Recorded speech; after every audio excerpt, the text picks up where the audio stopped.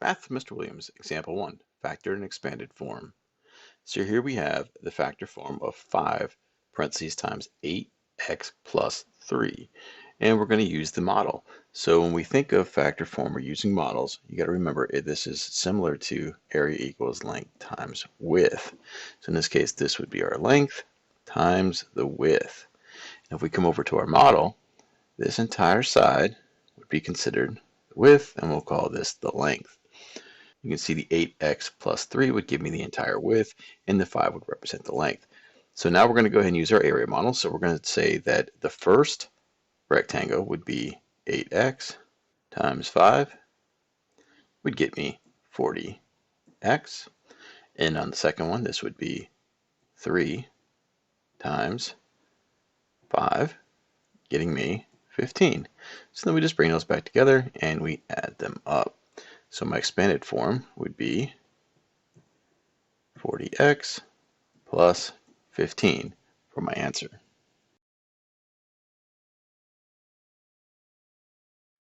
Math of Mr. Williams, example 2, factored and expanded form. So here they gave us the expanded form, and we need to factor it.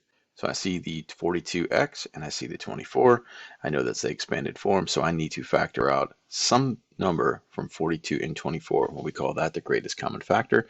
Let's go ahead and make a factor tree. We'll start with 42. What two numbers get me 42? Well, 2 times 21. All right, well, 2 is a prime number, so I leave it alone, but the 21 I can factor into 3 and a 7. All right, so my factor tree will result in 2 times 3 times 7. All right, let's break up the 24. We will get 3 times 8. 3 is a prime, so I leave it alone. Break up that 8. 2 times 4. 2 is a prime, I leave it alone. Let's break up the 4. 2 times 2. Let's write all those down. 3 times 2 times 2 times 2. Box that in. Now we can see what we have in common. I see I have a 2 here, so I circle 1, 2. I say I have a 3. I have a 3 on this one, but I don't have a 7 and I don't have any other 2's, so now we bring those together. So 2 times 3 would be 6 times 7 is what I'm looking for, and 3 times 2 here would give me 6. 2 times 2 would get me 4, and the common ones would be 6. All right, so I'm going to factor out a 6 from both of the terms. And what times 6 gets me the 42? Well, that's this 7 here. So I know 7 is at least in top. Now, how do I make it with an x? Well, since the 24 doesn't have an x, I need to put it with the 7. All right, what times 6 is 24? Well, I come down here and I look in my box and I see there is a 4. So I have 6 times 4 will get me the 24. And so now I have my factored form. So I have 6 on the outside, 7x plus 4 on the inside. Math with Mr. Williams, example 3, factored and expanded form. So here they give us an area model. Within that area model, we have an x squared and a 16, and we're looking for the other two terms. So using that model, we know it's length times width, so we're going to break up the x squared first. So in this case, what is going to give me an x squared? Well, I'm going to go the easy route here. I'm going to say x times x, because there's two x's there. Now, the 16, we have some choices.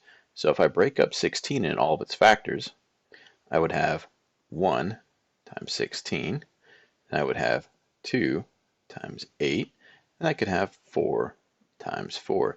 Now what I'm going to do is I'm just going to go ahead and pick the middle one for now, 2 times 8. So I'm going to go ahead and put a 2 in, and I'm going to put an 8 in. All right, so I know that 2 times 8 would get me 16.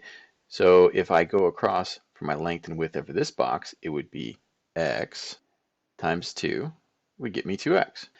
And on the next box, I would do 8 times x would get me 8x. So that means my factor form would include 8x and an x2. So I'm going to go ahead and write that out. X plus 8 times x plus 2.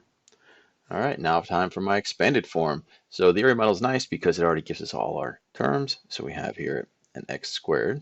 Then I have the 2 I made, which was 8x and a 2x. And lastly, we have the 16 they gave us. So I see I do have some like terms here. I have the 2 here that have an x next to it. So I'm going to bring these together. Bring down my x squared first.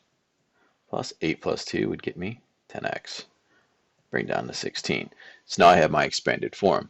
Now what we're going to do is we're going to go ahead and check that using the system called FOIL. The system is basically a check on what we did. So we're going to write down our factored form. First off, I'm going to go with f, which is the first term. So that means the x and this x. So I'll write that down, x times x. Now the outside terms would be the outside here and the 2 at the end. It's the outside of a box. You could think of it this way. The outside of the box ended up being the 2 outside numbers. Now the inside would be the 8 and the x. So I'll write down 8 times x. And my last terms would be the last 2 in the 2 parentheses sets. So the 8 and the 2. All right, let's go ahead and multiply those out. X times x would give me x squared. X times 2 would be 2x. X times 8 would give me 8x. And then 8 times 2 is 16. All right, let's bring those together. So we have x squared plus a 2x plus an 8x plus that 16. Combine our like terms, giving us x squared plus 10x plus 16. So it does check. The factored form creates the expanded form for our problem. Math with Mr. Williams, example 4, expanded and factored form. Fill in the blanks on the diagram and then write your equivalent expressions in the form. So we have a blank, parentheses, in parentheses equals something else. So they're looking for the factor form that would equal the expanded form. And since they already gave us the expanded form, I'm going to go ahead and write that in. So we have 6x minus 3. Notice the minus 3 there. There was no sense in putting a plus a negative. Remember, we don't want to put that in Alex or any of the other programs, because of the fact that then it'll end up being an error. It doesn't want to read it correctly. So just go with the minus 3. All right, let's go ahead and figure out what else they gave us. So here we have the 1 up top. So we know that 1 times something is going to be a negative 3. Well, the only option I have then would be a negative 3 has to be on this side times 1 to get me that. But then my only question then is, what times negative 3 is going to get me a positive 6? All right, so if I write all my factors down for 6, I would have 1 times 6, and I would have 2 times 3. Well, if I know that's a negative 3, I'm going to put a negative here. So what times negative 3 is going to get me a positive 6? Well, 2 times negative 3 is going to get me a negative 6. I don't want that. So if I change the 2 to a negative, then you can quickly see negative 2 times a negative 3 would get me a positive 6 this time. So I know my top number would has to be a negative 2, because 2 negatives make it positive.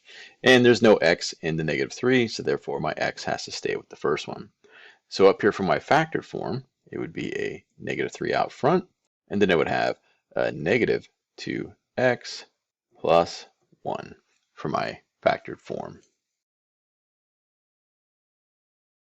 With Mr. Williams, example 5, finding the missing terms. Okay, so with these types of puzzles, what we're looking for are 2 numbers that would multiply to get 16 and 2 numbers that would add to get the 8. They have to be the same 2 numbers.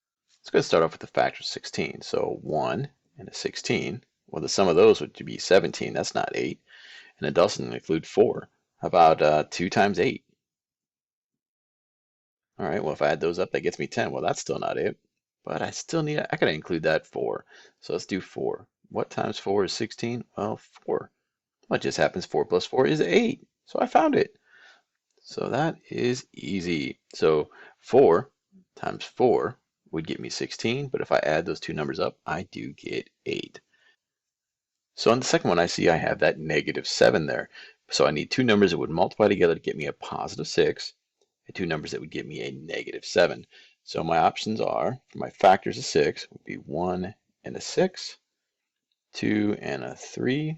But in order to be positive, I could also have a negative 1 and a negative 6 and a negative 2 and a negative 3. Okay, so if I add these up, 1 plus 6 would be 7. Well, I need a negative 7, so it doesn't work. 2 plus 3 would be 6.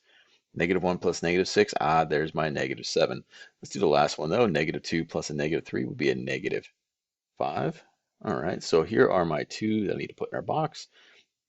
First one would be negative 1, and the second one would be that negative 6. So if I multiply these 2 together, I would get positive 6.